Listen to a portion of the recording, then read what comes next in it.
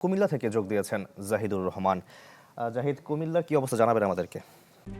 RICL TMX, যুগের পর যুগ স্থাপনা থাকে মজবুত।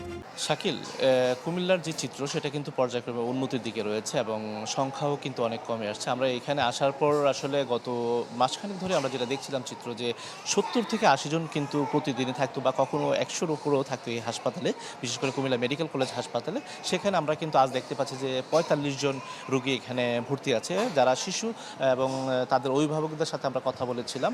অনেকেই দেখা গেছে ২-৩ দিন আগে এখানে ভর্তি হয়েছেন এবং অনেকেই বর্তমানে সুস্থ। আমরা বেশ কয়েকজন রোগীর যারা স্বজন, শিশুদের যারা স্বজন, তাদের সাথে কথা বলেছি। তারা এখানে আসার পর তারা বলছেন যে আসলে আগের চেয়ে অনেক সুস্থতা অনুভব করছেন এবং অনেকেই যারা সুস্থ হয়েছেন তারা বাড়ি ফিরে গেছেন। তো আমরা তাদের কাছে কারণগুলো জানতে চাইলাম। তারা কিন্তু যেটা বলছেন যে জ্বর, আবার কখনো কাশি, এরকম সন্দেহেই কিন্তু তারা এই হাসপাতালে তাদের যে শিশু তাদেরকে নিয়ে আসা হয়েছে। আসার পর চিকিৎসকরা তাদেরকে যে চিকিৎসা দিয়েছেন সেটার কারণে কিন্তু তারা এখন অনেকটাই সুস্থ এবং যারা ভর্তি আছেন তারাও হয়তো যে কোনো মুহূর্তে ছাড়পত্র নিয়ে বাড়িতে ফিরে যাবেন, এটুকু তাদের কাছ থেকে জানতে পেরেছি। তো এই বিষয়টা নিয়ে আমরা চিকিৎসকদের সাথেও কথা বলেছিলাম। চিকিৎসকরা যে বিষয়টা বলছেন যে আসলে যারা জ্বর বা কাশিতে আক্রান্ত বা হামের কোনো উপসর্গ দেখা দেয় তখনই যেন তাৎক্ষণিক নিকটস্থ যে উপজেলা সরকারি স্বাস্থ্য কমপ্লেক্স সেখানে বা কুমিল্লা মেডিকেল কলেজ হাসপাতাল সেখানে যেন নিয়ে আসা হয়। তো আমরা এ পর্যন্ত চলতি বছরের শুরু থেকে এ পর্যন্ত দেখেছি যে কুমিল্লায় কিন্তু ২০০০-এরও অধিক শিশু যারা হাম আক্রান্ত বা হাম উপসর্গ নিয়ে এসেছেন এই হাসপাতালে, পরবর্তী কিন্তু তারা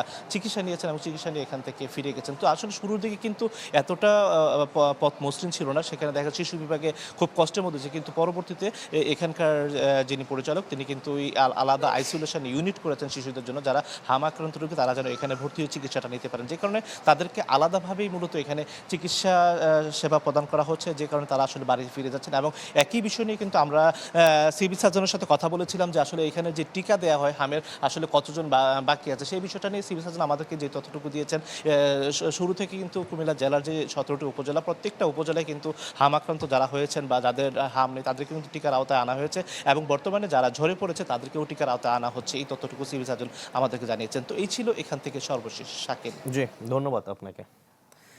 দর্শক, কুমিল্লা থেকে হাম পরিস্থিতির সবশেষ খবর আমরা জানছিলাম।